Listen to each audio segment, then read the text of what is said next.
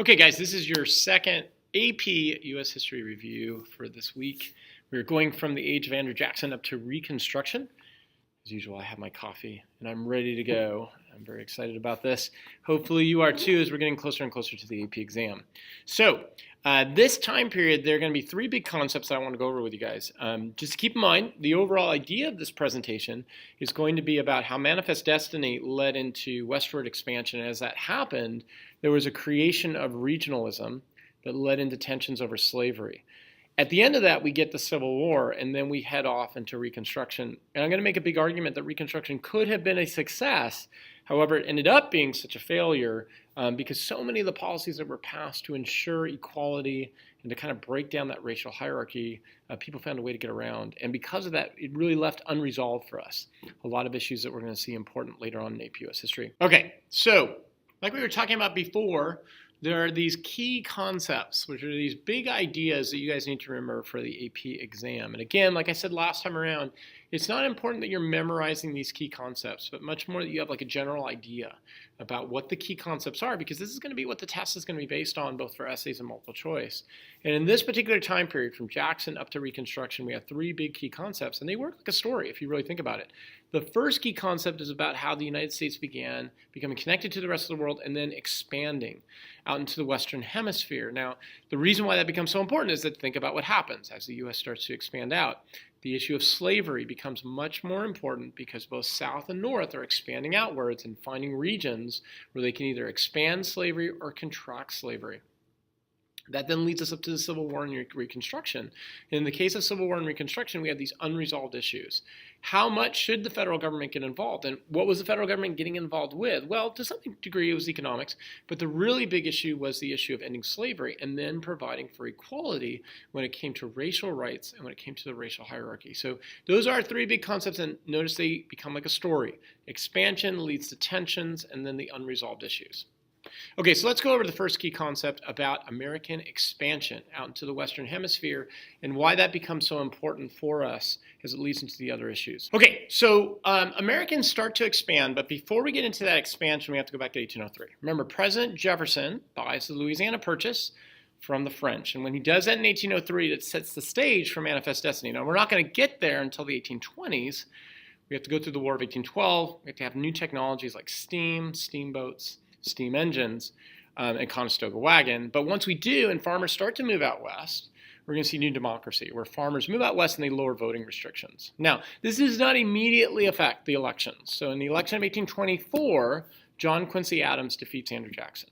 Okay, now in that election, there were four candidates, although in the end it narrowed to three. William Crawford dropped out of the election, and so we had three. We had John Quincy Adams, Henry Clay, and Andrew Jackson. When the votes were all cast, Andrew Jackson had the popular vote, but he did not have enough for the Electoral College vote. Henry Clay switched his votes over to John Quincy Adams, and when he did that, that allowed John Quincy Adams to win. Right after that, Henry Clay becomes Secretary of State. So you can imagine this looked incredibly suspicious. Western settlers called this the corrupt bargain. And in 1828, they kicked John Quincy Adams out of office. Andrew Jackson then becomes president. So what were the Jacksonian policies at this time period? Well, Jackson really stresses what Jefferson wanted, but sort of on steroids. So Jackson becomes sort of like the Jeffersonian, but in much stronger degree. So he puts an end to the Second Bank of the United States. And remember, he does that in two ways. The first way he does that is just to veto any attempt to have the second bank. He could have stopped there, but he doesn't. He then actually sends the military out and takes the gold out of the second bank. The reason why that's important is symbolically it's saying that Jackson and the federal government now have power over the second bank. We're going to destroy the second bank. Then there was the interesting incident of the Tariff of Abominations in South Carolina. One of the ways Jackson got in office was that a tariff was passed that was really high, and it was passed by his followers, and they did that on purpose during John Quincy Adams' time. They did that because they knew John Quincy Adams would sign on to the tariff because he was a Northerner, and by doing that, they made him look really bad. But when Jackson got in office, all of a sudden these tariffs are really high, and South Carolina demands that Jackson, being a states' rights person, lowers them. In fact, they demand it so much South Carolina threatens secession. Jackson actually comes down on South Carolina for that and threatens them with a invasion of South Carolina. Now, eventually this got resolved, and we didn't see that invasion take place, but it demonstrates Jackson's sort of like support of states' rights, but the use of his power to do so. Jackson also established what was called the spoils system in the kitchen cabinet. Jackson had this inner group of advisors, and they were his friends that he basically put into office as like his cabinet in order to advise him. The spoils system was sort of a general one. The kitchen cabinet was this very specific group of people who supported Jackson. Probably the best example, though, of Jackson's sort of like power and his attempt to have states' rights was the Indian Removal Act of 1830. In which he demanded that the Cherokee Nation be removed from Georgia so that Georgian farmers could get control of the land. Why? Because there was gold on that land. Now, the Cherokees actually took this case to court in the Cherokee Nation versus Georgia. The Supreme Court said, nope, you're not a foreign nation. You are under the power of the U.S. federal government. So because of that, we're not going to allow you to bring this case to court. So a few years later, they tried again, in this case, Worcester versus Georgia. Supreme Court argued this time. They said, okay, you actually have a case this time, and here's what the case is about. Georgia, as a state, cannot regulate the Indians. Only the federal government has the power to do that. Well, Jackson said, nope, not going to buy that. And he says, actually, I'm siding with Georgia on this and their states' rights. We are still going to remove the Indians. Now, the Indians were not removed under Jackson. They were actually removed under the next president, President Buchanan. But what's important about this is Jackson's use of federal power to protect states' rights. And that's what's going to be important about the Jacksonian era. This then leads into manifest destiny. So as Jackson was doing this, he's supporting these farmers in the local areas to expand outwards. And in the midst of all of this, a group of Texans had migrated into Texas at the invitation of Mexico. And when they did so, the Mexican government outlawed slavery. And one of their leaders, who became sort of a dictator of Mexico, Santa Anna, decided to really go after this. And he tried to enforce the laws to abolish slavery. The Texans rebelled, and they eventually got control of Texas. And then they tried to come into the country. Now, you would think President Jackson at that point would accept them, but he didn't. Jackson was afraid that this was actually going to throw off the balance of power. And in fact, Jackson wasn't the only one. We saw for several presidencies, there was not an acceptance of Texas into the Union. At the same time, there was a war that took place, a very slight war, up in Maine called the Aroostook War that established the boundary of Maine and the United States. Then President John Tyler, near the end of his administration, accepts Texas into the Union. And he actually did so to make his opponent, President Polk, make his life kind of difficult because Tyler was beaten in the election by President Polk. Polk takes that and says, great, this is awesome. Then he negotiates with the British to get Oregon, and then he instigates a war with Mexico over the boundaries of Texas between the River Nueces and the Rio Grande. There was a big question about which one of these was going to be the borderline, River Nueces or the Rio Grande. And what Polk did was he basically wanted more land, and he saw the River Nueces as being like the primary border that they were going to try and go for. And so at the end of this then leads into the southwest entry into the United States. So now all of a sudden, the American continent is formed. And now America, through manifest destiny, has got the entire northern American continent.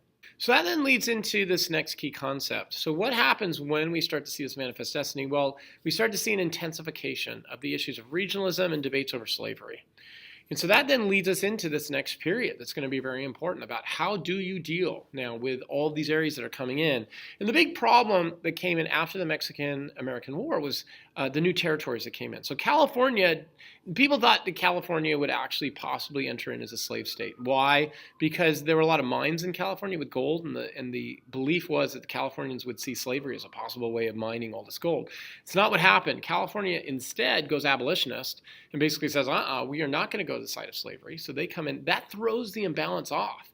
Now all of a sudden, the North has a huge advantage over the South when it comes to representation. There's still a huge amount of territory here that has been won from the Mexicans. And so they split up that territory into Utah and New Mexico. So California enters into the United States as a free state. And then as a compromise, New Mexico and Utah would get popular sovereignty. But no matter what, when they are done voting, okay, they knew there was going to be an imbalance. There was going to be an imbalance of two states. The North would have that imbalance in the Senate. So in order to get people on board with this, the North decided to hand over to the South a stronger fugitive slave law that would be enforced. And the South said, okay, we'll go ahead with this if that's going to be the case. And then on top of all that, the slave trade would be banned in the District of Columbia, and that's right around Washington, D.C., but people with slaves could still remain. Problem is, Northerners, especially in Massachusetts, say, this goes against our deepest religious beliefs. We are not going to return fugitive slaves back to such an oppressive institution. And so they pass what are called local personal liberty laws, in which they say, fine, you want to have this fugitive slave law at the national level? That's not a problem. We're just not going to participate. So if we catch somebody as a fugitive slave, we're just not going to help anybody in returning them.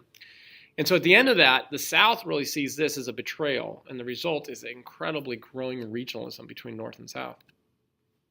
And that leads up to the Kansas Civil War. So as all of this is taking place in that context, the South comes up with a plan, and the plan was called the Gadsden Purchase, where the South would buy up land in Mexico and create a transcontinental railroad that's going to connect the East Coast all the way over to California. Well, Stephen Douglas, who's actually a supporter of slavery up in the North, says, okay, the problem with this is in the long run, this is going to give the South economic advantage, okay, not the slavery issue. It's going to give them an economic advantage. So he wants to build a railroad that's going to go from Missouri out to California. The problem is that's going to have to go through the Nebraska Territory. And the Nebraska Territory has not been determined yet because of the issue of slavery. So they split up Nebraska and said, okay, we're going to have two territories. There's going to be one in the north that we know will go free. That will be Nebraska. Then there's going to be Kansas. We're going to allow them to determine this by popular sovereignty. And it looked like Kansas would just go slave. It's right next to Missouri. But everybody sees Kansas as a huge symbolic issue. And so people from the north and the south are all migrating into Kansas with the hope that they can turn it either slave or free. And that leads into what was called the Lecompton Constitution, where the Kansas citizens formed up this Lecompton Constitution. They put inside of it this thing called the Tricky Clause. The Tricky Clause was basically this clause that said, look, if we go slave, we go slave. If we go free, that's fine, but anybody with slaves gets to keep their slaves, essentially making it a slave state. This led, once the Constitution was passed, this led into so much anger, it eventually created a civil war called Bloody Kansas, okay, within Kansas. So this is really the beginnings of what we're going to see with the Civil War.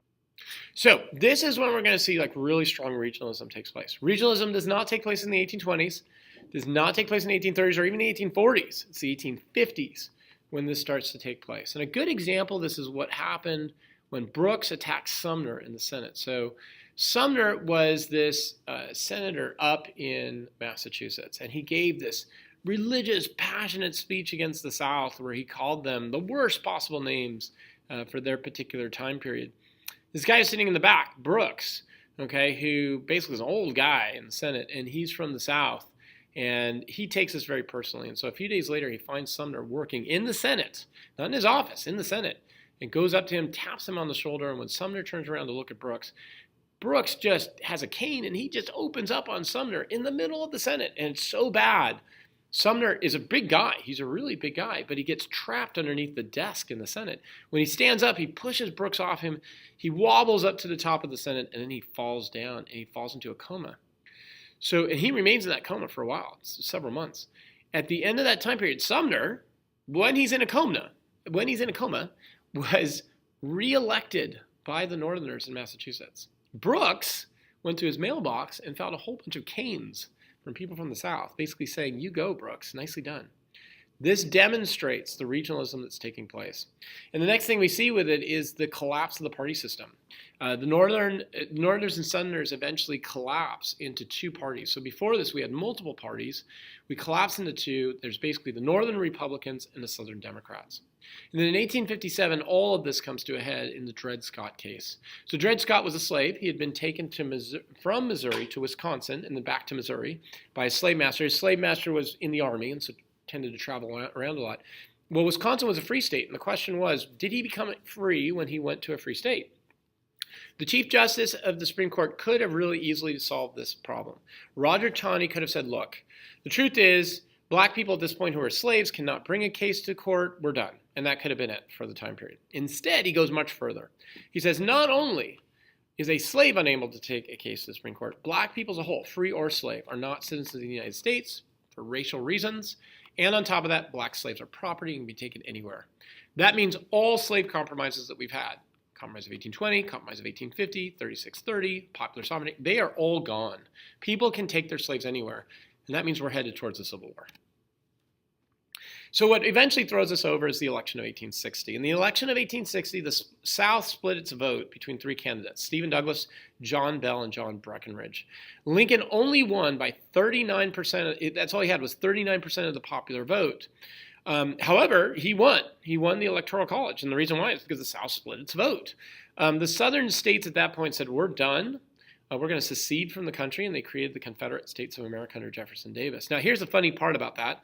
Lincoln was not a radical abolitionist. He just didn't want to see slavery expand, which was a traditional Republican and traditional Whig opinion. And then on top of that, the Democrats actually still controlled the Congress. So even if Lincoln had been a radical abolitionist, he could not have gotten done with what he wanted to get done because he would have been checked by the Democrats in Congress. But the Southern states see this as such a betrayal, they secede from the country and create the Confederate States of America under Jefferson Davis. So that leads us then to the Civil War. How did the Civil War and Reconstruction end slavery but leave unresolved questions? So here's what happened. So during the Civil War, there are two strategies. The Northern strategy is called the Anaconda Plan. The Anaconda Plan, named after the snake, was the idea of strangling the South by cutting off the Mississippi River. The idea was, the South does not really have a large army or navy, and if we can then blockade them with our navy out in the ocean, we can then overwhelm the South with a massive amount of northern population and military due to northern industrialization and northern immigration. The Southern strategy was actually pretty simple. They had a local environment and territory that they knew very well, and all they had to do was defend. That's all they had to do, keep the North out. And they happened to have some really excellent generals who could do this. The generals, General Lee and Stonewall Jackson, were two of the most well-known generals and actually were far more successful than the generals of the North. And then the other thing was to try to get the foreign powers involved, especially Great Britain. They were hoping to get them involved, and they almost did. Their hope was Britain would see this as an opportunity to split up the country and that they would help the South. They got close to getting them involved, but it didn't end up working out. Abraham Lincoln himself, at the beginning of the war, saw the war as just a way to unify the country and stay away from the slavery issue altogether. But by 1863, after Gettysburg and Antietam, he believes this war is really about a moral crusade and that it's his job. God has put him into this office in order to end slavery. So how does slavery end? Well, okay, don't make the big mistake. A lot of people tend to make this. They tend to think the Emancipation Proclamation in 1863 ended slavery. It did not. Abraham Lincoln passed the Emancipation Proclamation in 1863 to free slaves in the Deep South. And really his purpose was to try to create military confusion in the Deep South, maybe even have African Americans, as they were freed, join up with the Northern Army. What really ended slavery was the 13th Amendment in 1865, right at the end of the Civil War and afterwards. That ended slavery. After that, the 14th Amendment is passed that provides for equal protection and citizenship in 1868, and then the 15th Amendment in 1869, the right to vote. So why weren't African Americans able to get their rights? And when we look at the politics of Reconstruction, we actually see that they should have. Andrew Johnson, who is Lincoln's vice president from Tennessee, we know was incredibly racist. He blocked most civil rights bills, all the civil rights bills that were attempted to be passed. And he did that because he wanted to reestablish states' rights. He knew he couldn't get slavery back, but he wanted to establish states' rights and really have a racial hierarchy. That eventually led to a fight with the radical Republicans who wanted not only for black people to have the rights and not only to end slavery, but to have social equality across races. The radical Republicans were able to pass something called the Office of Tenure Act, in which they said, look, if you want to get somebody hired or fired in your cabinet, you got to go through us in the Congress. There's nothing really in the Constitution that demands that. In fact, the cabinet is the executive's privilege. And so Johnson decides to test this, and he fires one of Lincoln's, his Secretary of War. He fires him in the hope that by doing this, he can test whether or not the Congress can follow through on this. So they do. The radical Republicans bring up Johnson for impeachment. They impeach him in the House. They try him in the Senate, and they lose by one vote. But you notice I say they win because they did. Symbolically, by only losing by one vote, they were able to win the overall politics of this and establish military occupation over the South. So that alone should have given black people the ability to have the protection they needed for their rights. But we know it didn't happen. Eventually, African Americans are going to be put right back into a position of a racial hierarchy. How did they do this? Well, Southerners found loopholes on how to deal with the 15th Amendment. They took away the right to vote from African Americans using things like literacy tests, the grandfather clause, and poll taxes. Keep in mind, this was also done to poor white people. So you might say, well, I guess there's not really a racial component, right? Except we have to add on some other levels here. Black people also had no land at the end of being freed, and so they had to go out and they had to rent land from ex-slave owners. We can imagine ex-slave owners not too happy about what's happened during the Civil War, so they charged high rent, high costs on goods for black people, and then on top of that, if you didn't have a good crop, then all of a sudden you owed more money. And so now black people were highly indebted, okay, because of sharecropping. And then the Supreme Court put their seal on all of this. So we have those three big cases we talked about, Santa Clara versus Pacific, in which we redefine in the 14th Amendment the idea of person as a corporation. The slaughterhouse cases, which really dealt with slaughtering of chickens, but it allowed for the Supreme Court to say that Congress could not regulate state affairs. And then last up, the Plessy versus Ferguson case, which really ended any attempt for racial equality by saying that states could have separate conditions as long as they were equal. And we kind of know they were never going to be equal. And then all of this would, of course, be wrapped up in the political terrorism of the Ku Klux Klan that got started in Tennessee, but then expanded outwards. So what are our takeaways? Go back to those three big concepts that we talked about. Americans expand out into the West due to the Louisiana Territory, opening up new democracy and more engagement with citizenship. However, that engagement with citizenship tended to be limited to poor white people who were just gaining land. For most other people, the problem that came up was this issue of regionalism and political representation over the issue of slavery. And when we get to the Civil War and Reconstruction, there was an attempt, and it was almost successful, of giving black people more rights, where we could have seen an end to racial hierarchies. But due to the different Southern loopholes, due to sharecropping, due to the Supreme Court, that attempt at racial equality was really stifled from having happened. Okay, so thanks, guys. This will set us up now to really get us going to get ready for the AP exam, because now we've taken care of this first half of the AP test, first half of the AP class. Now we got to slow down a little bit and make sure we get the other stuff for the other periods. Hope this helped. See you in class.